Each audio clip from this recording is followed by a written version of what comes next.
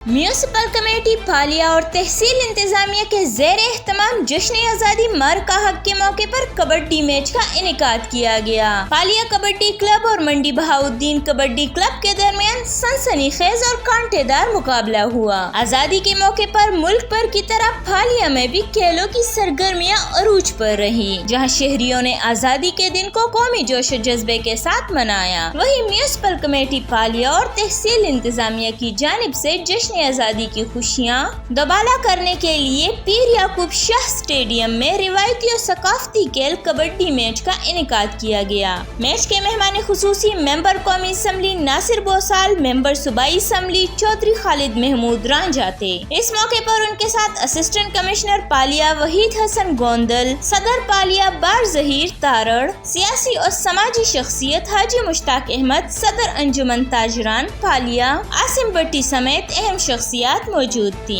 Ground पहुंचने पर घोड़ा डांस और ढोल की ताप पर फूलों की पत्तियां निछावर करते हुए मेहमानों का शानदार इस्तकबाल किया गया। कबड्डी मैच को देखने के लिए शायकीन की बड़ी तादाद ने शिरकत की। मैच पालिया कबड्डी क्लब और मंडी बहाउद्दीन कबड्डी क्लब की टीमों ने हिस्सा लिया।